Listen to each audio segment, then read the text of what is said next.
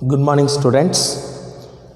Now let's start the incomplete dominance or deviation from Mendelian principle. Mendelian ಏನು ಮಾಡ್ದ, ಅವನು dihybrid cross ಮತ್ತು ಮಾನೋಹೈಬ್ರಿಡ್ cross ಮಾಡ್ದ. ನಿಮಗೆ ಗೊತ್ತಿರಲಿ, ಮಾನೋಹೈಬ್ರಿಡ್ ಕ್ರಾಸ್ದು ಒಂದೇ ಒಂದು ಬರಿತೀನಿ ಸಿಂಪಲ್ಲಾಗಿ. Capital T cross with small T. ಇಲ್ಲಿ ಗ್ಯಾಮೆಟ್ ಫಾರ್ಮೇಷನ್ ಆಯಿತು. ಕ್ಯಾಪಿಟಲ್ ಟಿ ಸ್ಮಾಲ್ ಟಿ, ಕರೆಕ್ಟಾ?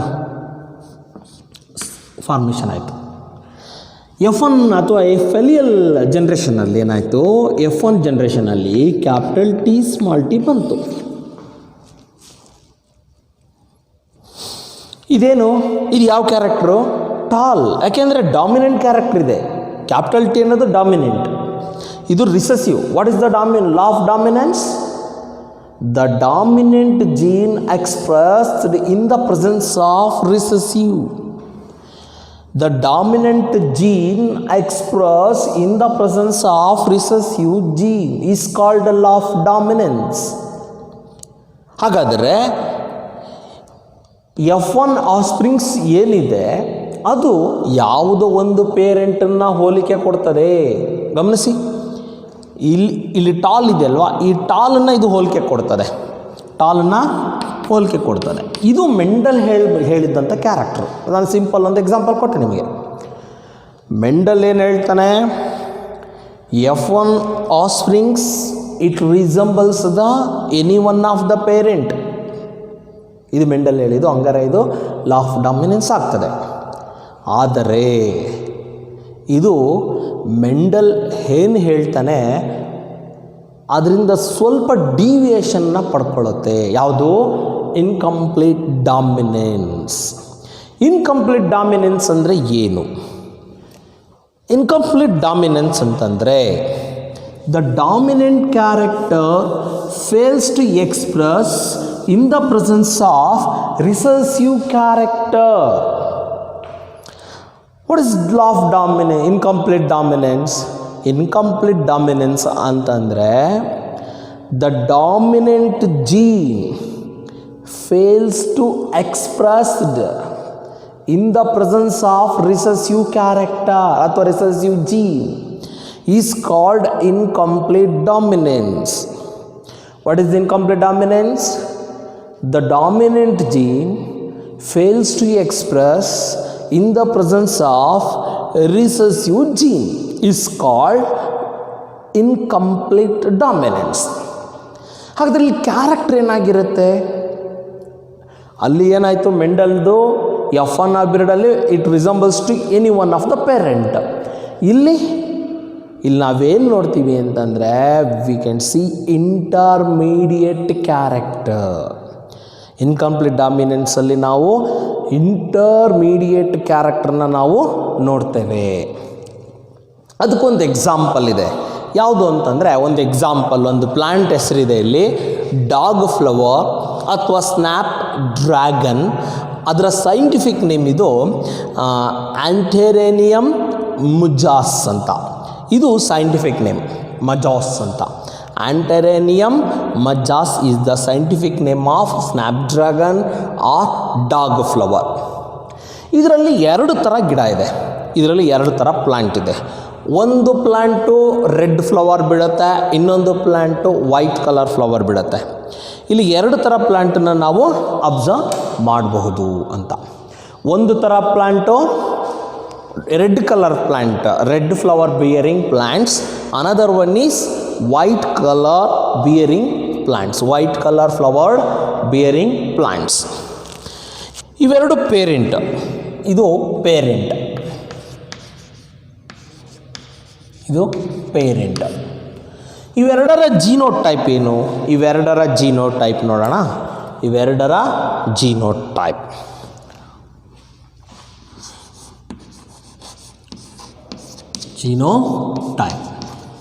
ರೆಡ್ ಫ್ಲವರ್ಗೆ ಜೀನೋಟೈಪ್ ಏನು? Capital R. ನಾನು ರೆಡ್ಡಲ್ಲೇ ಬರಿತಾ ಇದ್ದೀನಿ. Capital R homozygous. White colour ಫ್ಲವರ್ದೇನು? Small r recessive genotype. ನಾನು 2 ಬರೆದಿದ್ದೀನಿ ಇಲ್ಲಿ. ಈಗ ಗ್ಯಾಮೆಟ್ ಫಾರ್ಮೇಷನ್ ಇಲ್ಲಿ ಒಂಥರ ಬಿಡುತ್ತೆ, ಅಲ್ಲಿ ಒಂಥರ ಗ್ಯಾಮೆಟ್ಗಳು ನಾವು ನೋಡಬಹುದು. ನೋಡಿ, ಇಲ್ಲಿ ಒಂದೇ ಥರದ್ದು red colour bearing gamete and ಇಲ್ಲಿ small r white colour bearing plant. Red colour bearing plant and white colour bearing plant. ನಾವು F1 ಅಥವಾ ಫೆಲಿಯಲ್ 1 ಜನರೇಷನಲ್ಲಿ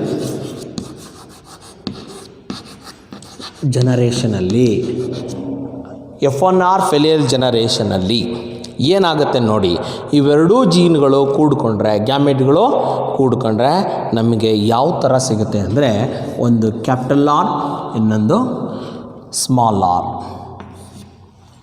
ಸೊ ಇದು ನಮಗೆ ಸಿಕ್ಕಿರ್ತಕ್ಕಂಥ ಒಂದು ಕ್ಯಾರೆಕ್ಟರ್. ಹಾಗಾದರೆ ಇದು ಏನು, ಯಾವ ಕ್ಯಾರೆಕ್ಟರ್ ಎಕ್ಸ್ಪ್ರೆಸ್ ಆಗುತ್ತೆ, ಇದು ಯಾವ character express according to Mendel red ಬರಬೇಕಾಗಿತ್ತು. According to Mendel red colour flower be, ಯಾಕೆಂದರೆ red is the dominant. But ಇಲ್ಲಿ ಹಂಗೆ ಆಗಲಿಲ್ಲ. ಇನ್ಕಂಪ್ಲೀಟ್ ಡಾಮಿನೆನ್ಸ್ ಡೆಫಿನೇಷನ್ ಏನು ಹೇಳಿ, the dominant gene fails to express in the presence of recessive character ಅಥವಾ recessive gene. ಇಲ್ಲೂ ಹಾಗೆ ಆಗುತ್ತೆ. Dominant gene fails to express in the presence of recessive gene. ಹಾಗಾದರೆ ಇಲ್ಲಿ ಯಾವ ಕ್ಯಾರೆಕ್ಟರ್ ಅನಿಸುತ್ತೆ? ನಾನು ಆಗಲೇ ಹೇಳಿದೆ, ಇಂಟರ್ಮೀಡಿಯೇಟ್ ಕ್ಯಾರೆಕ್ಟರ್ ಯಾವುದು? Hybrid pink flower. Hybrid pink ಫ್ಲವರ್ನ ಬಿಡ್ತದೆ. Pink flowered plant. According to Mendel ಏನಾಗಬೇಕಾಗಿತ್ತು? ರೆಡ್ ಬರಬೇಕಾಗಿತ್ತು, ಬರಲಿಲ್ಲ. ಮತ್ತೇನು ಬಂತು? ಪಿಂಕ್ ಕಲರ್ ಫ್ಲವರ್ ಬಂತು. ಹಾಗಾದರೆ ಇನ್ಕಂಪ್ಲೀಟ್ ಡಾಮಿನೆನ್ಸ್ ಅಂದರೆ ಏನು ಹೇಳ್ರಿ? The dominant gene fails to express in the presence of recessive gene. ಅರ್ಥ ಆಯ್ತಾ? ಈಗ ಇದನ್ನೀಗ ನೆಕ್ಸ್ಟ್ ಏನು ಮಾಡೋಣ ನಾವು? F1 ಸೆಲ್ಫ್ ಕ್ರಾಸ್ ಮಾಡೋಣ. F1 self cross.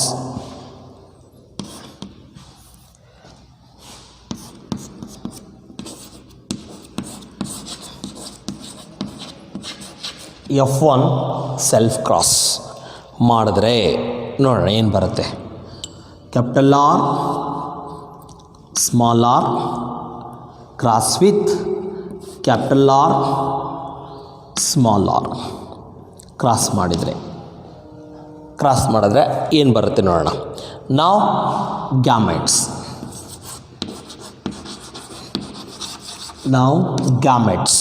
ಗ್ಯಾಮೆಟ್ ಯಾವ ಥರ ಬರುತ್ತೆ? ಕ್ಯಾಪಿಟಲ್ ಆರ್, ಸ್ಮಾಲ್ ಆರ್, ಒಟ್ಟು 2 ಗ್ಯಾಮೆಟ್ಗಳನ್ನು ನೋಡಿದ್ರಿ.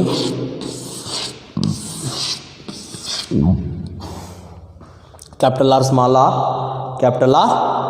ಆರ್. ಇದನ್ನು ಈಲ್ಡ್ ಡಯಾಗ್ರಾಮ್ಗೆ ಅಥವಾ ಪುನೆಟ್ ಸ್ಕ್ವೇರ್ಗೆ ಹಾಕಿದರೆ ಯಾವ ಥರ ಕಾಣುತ್ತೆ ನೋಡಿ.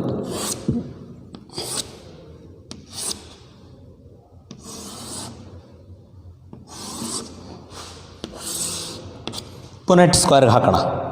Okay,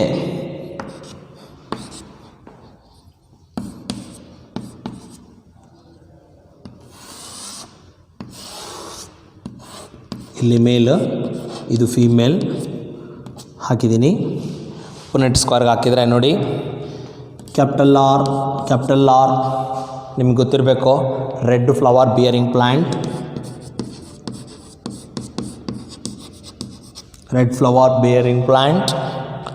Another one is capital R, small r. It is the pink colored flower bearing plant. Another one is capital R and small r. Illu kuda pink. Pink flower ಬಿಡ್ತದೆ. ಹಾಗೆ another one is recessive, small R ಇಲ್ಲಿ white coloured ಫ್ಲವರನ್ನು ನಾವು ನೋಡ್ತೇವೆ. ಇದನ್ನು observe ಮಾಡಿದರೆ ಮೇಲೆ ಇದರ ನಾವು ರೇಷಿಯೋ ನೋಡೋಣ. Genotypic ratio and phenotypic ratio.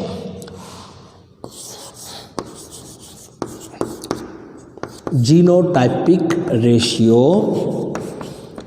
and phenotypic ratio ಎಷ್ಟಪ್ಪ ಅಂತಂದರೆ 1:2 ಅಂದರೆ ಒಂದು red colour flower bearing plant, 2 pink colour bearing plant and 1 white colour flower bearing plant. ಅಂದರೆ ದ ಇನ್ಕಂಪ್ಲೀಟ್ ಡಾಮಿನೆನ್ಸ್ದು ಫಿನೋಟೈಪಿಕ್ ರೇಷಿಯೋ ಜಿನೋಟೈಪಿಕ್ ರೇಷಿಯೋ ಏನಪ್ಪ ಅಂತಂದರೆ 1:2:1. ಇದು ಅರ್ಥ ಆಯಿತು ಅಂತ ಅಂದ್ಕೊತೀನಿ. ಅಂದರೆ ಮೆಂಡಲ್ ಏನು ಮಾಡ್ದ, according to Mendel the dominant character will be express in F1 or filial generation. But incomplete ಡಾಮಿನೆನ್ಸಲ್ಲಿ ಏನಾಗುತ್ತೆ ಅಂತಂದರೆ ಇಂಟರ್ಮೀಡಿಯೇಟ್ ಕ್ಯಾರೆಕ್ಟರ್ ಬರುತ್ತೆ. ಸೊ ದಟ್ ಈಸ್ ಅದಕ್ಕೆ ಏನು ಹೇಳ್ತಾರೆ, deviation from ಮೆಂಡಲಿಯನ್ principal.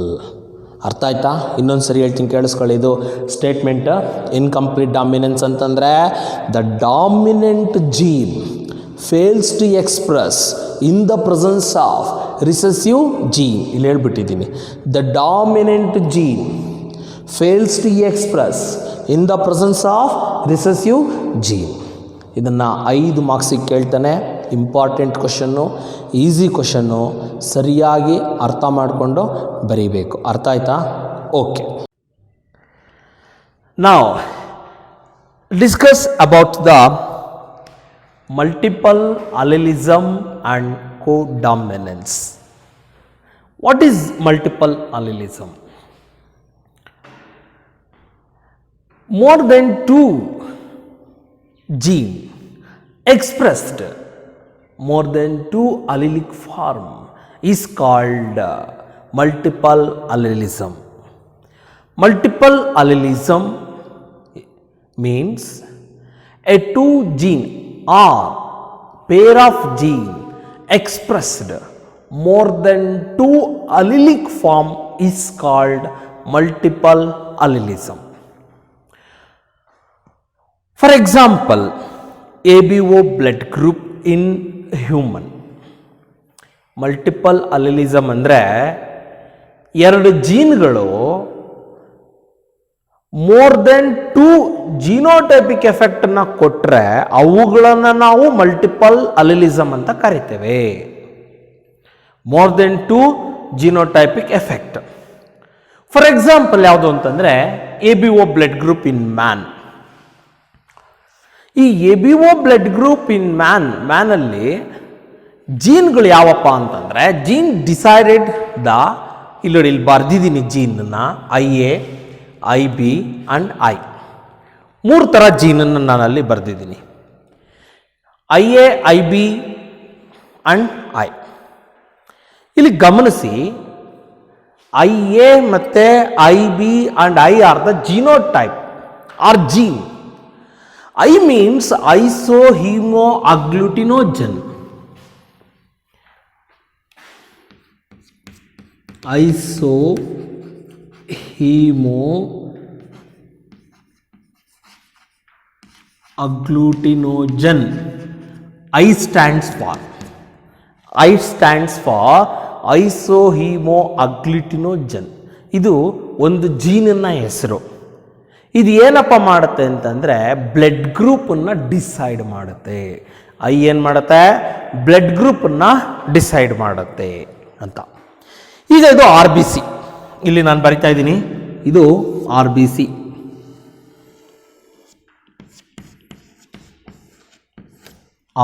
Red blood cells. ಈಗ ಇಲ್ಲಿ IA ಅನ್ನೋ ಜೀನ್ ಏನು ಮಾಡುತ್ತೆ, ಒಂದು ಗ್ಲೈಕೋಪ್ರೋಟೀನ್ ಅನ್ನು ತಯಾರು ಮಾಡುತ್ತೆ. ಯಾವ ಥರದ್ದು? Glycoprotein A. ಈ ಗ್ಲೈಕೋಪ್ರೋಟೀನ್ ಎ RBC ಸುತ್ತ ಇದ್ರೆ ಗ್ಲೈಕೋಪ್ರೋಟೀನ್ ಏನಾದರೂ RBC ಸುತ್ತ ಇದ್ರೆ, ಗ್ಲೈಕೋಪ್ರೋಟೀನ್ ಎ ಅನ್ನೋ ಒಂದು ಕೆಮಿಕಲ್ ಏನಿದೆ ಅದು RBC ಸುತ್ತ ಇದ್ರೆ ಅವನ ಬ್ಲಡ್ ಗ್ರೂಪ್ ಏನಾಗಿರುತ್ತೆ ಅಂದರೆ ಎ ಆಗಿರುತ್ತೆ. ಅದೇ ರೀತಿ ಅದೇ RBC ಮೇಲೆ ಗ್ಲೈಕೋಪ್ರೋಟೀನ್ ಬಿ ಏನಾದರೂ ಎನ್ಸರ್ಕಲ್ಡ್ ಆಗಿದ್ರೆ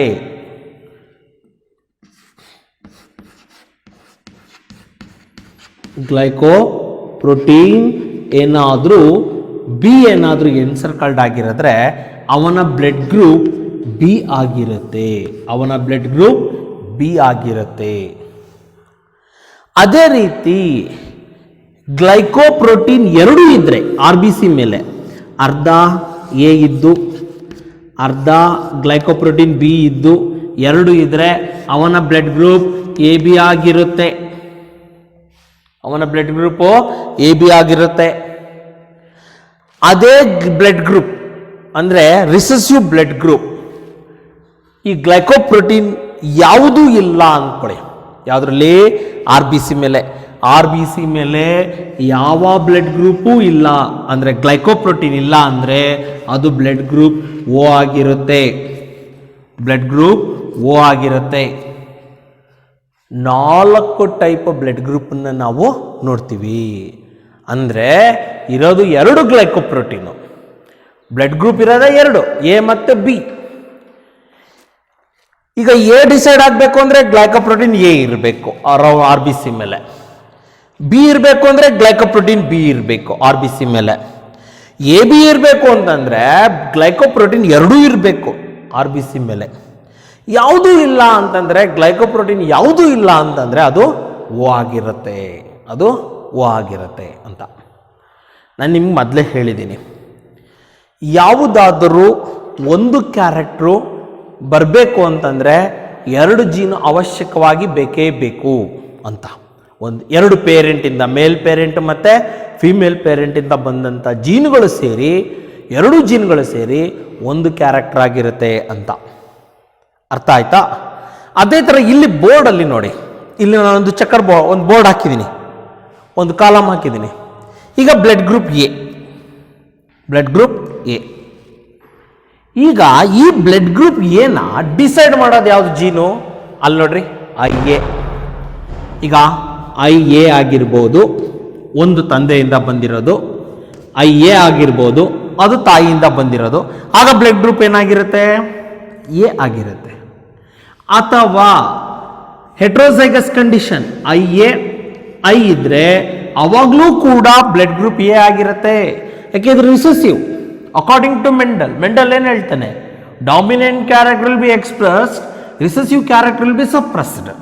ಇಲ್ಲಿ ಹಂಗೆ ಆಗಿದೆ, ಡಾಮಿನೆಂಟ್ ಕ್ಯಾರೆಕ್ಟರ್ ಎಕ್ಸ್ಪ್ರೆಸ್ ಆಗಿದೆ, ರಿಸೆಸಿವ್ ಕ್ಯಾರೆಕ್ಟರ್ ಸಪ್ರೆಸ್ ಆಗಿದೆ. ಅಂದರೆ ಬ್ಲಡ್ ಗ್ರೂಪ್ ಎ ಅನ್ನೋದು ಏನಿದೆ ಅದು ಡಿಸೈಡ್ ಆಗಬೇಕು ಅಂದರೆ 2 ಜೀನ್ ಟೈಪನ್ನು ನಾವು ನೋಡ್ತೇವೆ. IA, I. ಈ ರೀತಿಯಾಗಿ 2 ಜೀನನ್ನು ನಾವು ನೋಡ್ತೇವೆ. ಅದೇ ಥರ ಬ್ಲಡ್ ಗ್ರೂಪ್ ಬಿ ಏನಾಗಿರುತ್ತೆ? IB ಅಥವಾ IBI. ಅಂದ್ರೆ ಬ್ಲಡ್ ಗ್ರೂಪ್ ಬಿನ ಡಿಸೈಡ್ ಮಾಡೋದು ಯಾವುದು? 2 gene, IB homozygous condition, IBI heterozygous condition. ಅಲ್ಲೊಂದು ರಿಸೆಸಿವ್ ಇದೆ, ಒಂದು ಡಾಮಿನೆಂಟ್ ಇದೆ. ಡಾಮಿನೆಂಟ್ ಕ್ಯಾರೆಕ್ಟರ್ ಎಕ್ಸ್ಪ್ರೆಸ್ ಆಗುತ್ತೆ ಅಕಾರ್ಡಿಂಗ್ ಟು ಮೆಂಡಲ್. ಇನ್ನೊಂದು AB ಏನಾಗಿದೆ? ಒಂದೇ IA ಮತ್ತೆ IB. ಜಿನೋಡೈಮ್ ಅಥವಾ ಅಲಿಲಿಕ್ ಫಾರ್ಮ್ ಒಂದೇ ಇರೋದು, IA IB 2 ಇರೋದಿಲ್ಲಿ, 2 ಬಿಟ್ಟರೆ ಬೇರೆ ಇಲ್ವೇ ಇಲ್ಲ. ಅದೇ ಥರ O ಇದ್ರೆ ಯಾವುದೇ ಗ್ಲೈಕೋಪ್ರೋಟೀನ್ ಇರೋದಿಲ್ಲ, ಅಲ್ಲಿ ಯಾವುದೇ ಗ್ಲೈಕೋಪ್ರೋಟೀನ್ ಇರಲ್ಲ. ಅದರ ಬದಲಾಗಿ small i recessive alleles. Recessive alleles. ಈಗ ಮಲ್ಟಿಪಲ್ ಅಲಿಲಿಸಮ್ದು ಡೆಫಿನೇಷನ್ ಏನು? A pair of gene expressed more than 2 allelic form. ಅರ್ಥ ಆಯಿತು ಅಂತ ಅಂದ್ಕೊಂಡಿದ್ದೀನಿ. What is multiple allelism? Pair of gene expressed more than 2 allelic form. ಇಲ್ಲಿ ನೋಡಿ, ಪೇರ್ ಆಫ್ ಜೀನ್ ಎಷ್ಟು ಫಾರ್ಮ್ ಎಕ್ಸ್ಪ್ರೆಸ್ ಮಾಡಿದೆ? ಇರದೇ 2 ಜೀನು, IA ಮತ್ತು IB. 1 2 3 4 5 6 ಅಲಿಲಿಕ್ ಫಾರ್ಮನ್ನ ಎಕ್ಸ್ಪ್ರೆಸ್ ಮಾಡ್ತವೆ. Pair of gene expressed more than 2 allelic form is called multiple allelism. Example, ABO blood group in man. ABO blood group in man. The blood group is decided by the alleles, IA, IB and I. ಇರದೇ 2 blood group, ಒಂದು I ಮತ್ತೆ IA, ಇನ್ನೊಂದು IB. If it is glycoprotein A encircled the RBC, the blood group is A.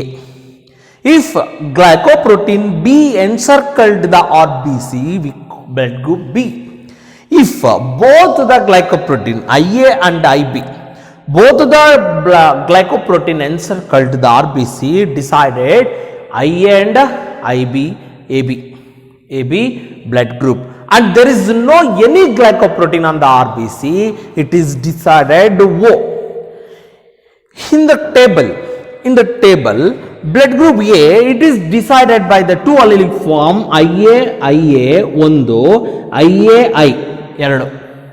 ಅದೇ ತರ IB 1 homozygous condition and IB I heterozygous condition. IB ಒಂದೇ ಇರೋದು, IA ಮತ್ತು IB it is the same, and the O there is no any other.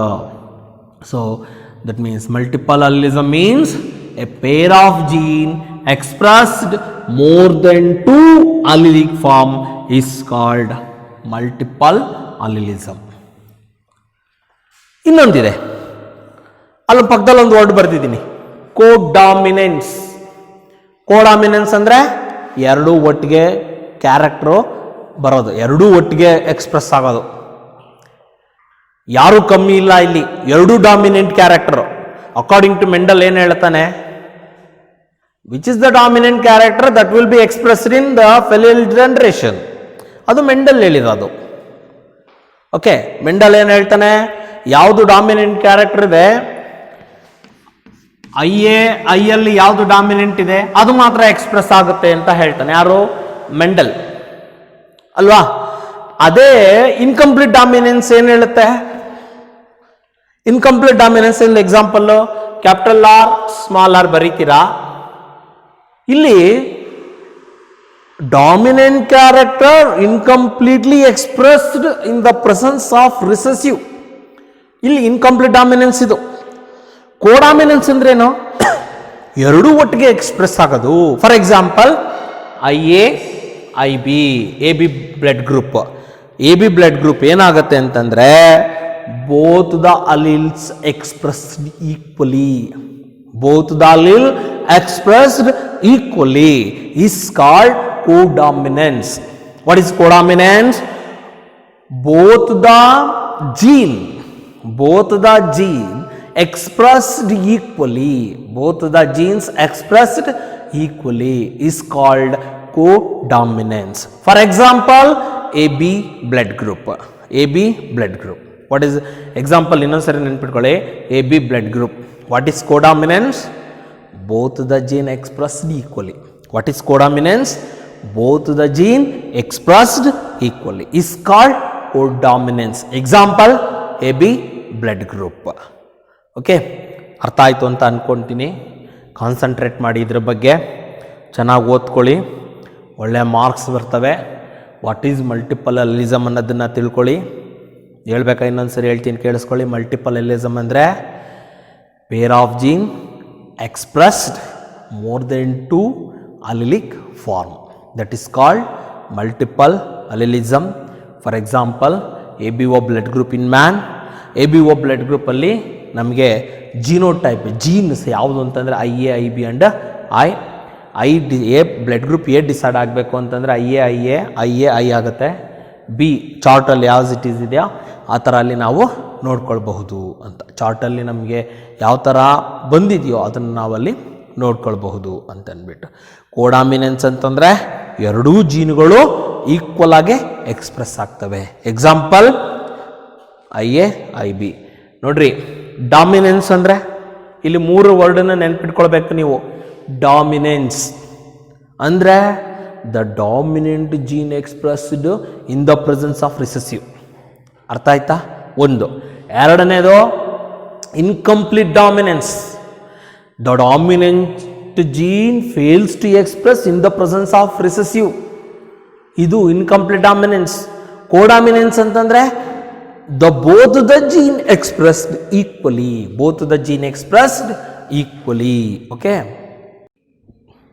Okay. Next we learn paleotropy. Word ನೋಡಿ, pleiotropy. ಮೊದಲು ನಾವು definition ತಿಳ್ಕೊಳ್ಳೋಣ. What is pleiotropy? ಇಲ್ಲಿ first ಅರ್ಥ ಮಾಡ್ಕೊಳ್ಳೋಣ, ಆಮೇಲೆ ಡೆಫಿನೇಷನ್ ತಿಳ್ಕೊಳ್ಳೋಣ. ಒಂದು ಜೀನು, ಸಿಂಗಲ್ ಜೀನ್ ಏನು ಮಾಡುತ್ತೆ ಅಂತಂದರೆ product more than one phenotypic effect. Single gene affects more than one phenotypic effect. ಅರ್ಥ ಮಾಡ್ಕೊಳ್ಳಿ ಇದನ್ನು. ನಮ್ಮ ಕಣ್ಣಿಗೆ ಕಾಣ್ತಾ ಇರುತ್ತೆ, ನೀವು ಮನೇಲಿ ಅಬ್ಸರ್ವ್ ಮಾಡಿ. ಸುಮ್ಮನೆ ಒಂದು ಯಾವ್ದಾರ ಬಟಾಣಿ ಕಾಳ ಏನೋ ಇಟ್ಕೊಳ್ಳಿ, ಒಂದಿಷ್ಟು ಇಟ್ಕೊಳ್ಳಿ. ಅದರಲ್ಲಿ ರೌಂಡ್ ಸೀಡ್ ಇರ್ತವೆ, ಆಮೇಲೆ ಇಂಟರ್ಮೀಡಿಯೇಟ್ ಸೀಡ್ ಇರುತ್ತೆ, ಆಮೇಲೆ ಕೆಲವು ಸುಕ್ಕಾಗಿ ಹೋಗ್ಬಿಟ್ಟಿರುತ್ತೆ ಕಾಳು. ಇದಕ್ಕೆಲ್ಲ ಕಾರಣ ಏನು ಅನ್ನೋದನ್ನು ನಾವು ಈ ಒಂದು ಟಾಪಿಕಲ್ಲಿ ತಿಳ್ಕೊತೀವಿ. ಅರ್ಥ ಆಯ್ತಾ? What is pleiotropy? A gene or single gene product may produced more than one phenotypic effect. Single gene may produce more than one phenotypic effect is called paleotropy. ಅರ್ಥ ಆಯ್ತು ಅಂತ ಅನ್ಕೊಂಡಿದ್ದೀನಿ. What is pleiotropy? Single gene expressed more than one phenotypic effect. Single gene ಇದು ಅರ್ಥ ಮಾಡ್ಕೊಳ್ಳಿ. Single gene ಇಲ್ಲಿ ನಾನು ಯಾವುದೇ ಒಂದು ಕ್ಯಾರೆಕ್ಟರ್ ಡಿಸೈಡ್ ಆಗಬೇಕು ಅಂದರೆ ಪೇರ್ ಅಂತ ಹೇಳಿದ್ದೀನಿ.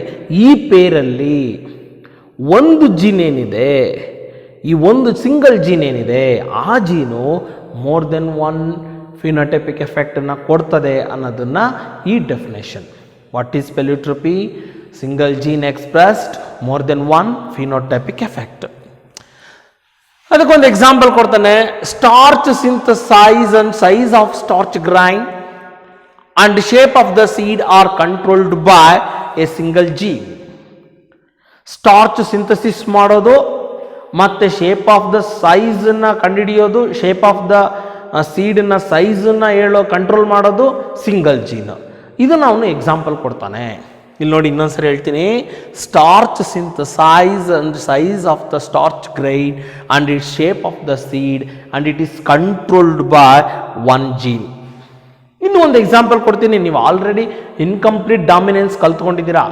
ಇನ್ಕಂಪ್ಲೀಟ್ ಡಾಮಿನೆನ್ಸ್ ಅಲ್ಲಿ ಏನಾಗುತ್ತೆ? Capital R small r, red flower white flower mix ಆಗಿದ ತಕ್ಷಣ ಪಿಂಕ್ ಕಲರ್ ಬಂತು, ಹೌದಾ? ಇಲ್ಲೂ ಅಷ್ಟೇ, it is also controlled by single gene. ಯಾವುದು? Incomplete dominance, it is controlled by single gene. That is also ಪೇಲಿಯೋಟ್ರೋಪಿಗೆ example ಕೊಡ್ಬೋದು ನಾವು. ಪೇಲಿಯೋಟ್ರೋಪಿಗೆ ಎಕ್ಸಾಂಪಲ್ಲು ಇನ್ಕಂಪ್ಲೀಟ್ ಡಾಮಿನೆನ್ಸ್ನು ಕೊಡ್ಬೋದು. ಅರ್ಥ ಆಯ್ತಾ? ಅಲ್ಲಿ 3 ಕ್ಯಾರೆಕ್ಟರ್ ನೋಡಿದ್ವಿ, ರೆಡ್ಡು, ವೈಟು, ಪಿಂಕ್. 3 ಕ್ಯಾರೆಕ್ಟರ್ ನೋಡಿದ್ವಿ. That is the physical appearance. ಇದು ಕಂಟ್ರೋಲ್ ಮಾಡೋದು ಯಾವುದು? ಸಿಂಗಲ್ ಜೀನ್ ಅನ್ನೋದನ್ನು ಅವನು ಹೇಳ್ತಾನೆ. ಅದೇ ಥರ ಇಲ್ಲಿ ಏನಾಗುತ್ತೆ ಅಂತಂದರೆ, shape of the seed, if it is capital letter capital B, ಅದು ಬಟಾಣಿ ಕಾಳೆ ತಗೊಳ್ಳಿ, ಬಟಾಣಿ ಕಾಳದೆ ನಾನು ಹೇಳ್ತಿರೋದು. capital B, the synthesized starch grain is round and it is large amount of starch.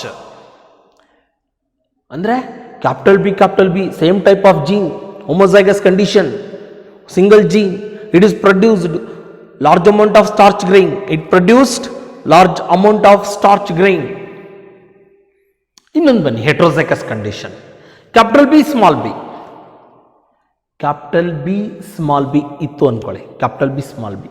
ಇಲ್ಲಿ the shape of the seed is intermediate, shape of the seed is intermediate and little amount of starch grain present in each seed, little amount of starch grain present in the each seed.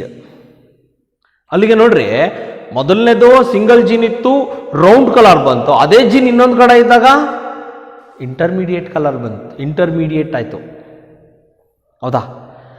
Complete recessive ಆದರೆ ಅಂದರೆ small b ಆದರೆ seed become wrinkled, ಸುಕ್ಕಾದ ಕಾಳುಗಳು, ಸುಕ್ಕಾದ ಕಾಳುಗಳು. Seed become wrinkled, ಅಲ್ಲಿ wrinkled ಸೀಡನ್ನು ನಾವು ಅಬ್ಸರ್ವ್ ಮಾಡಬಹುದು ಅಂತಂದ್ಬಿಟ್ಟು.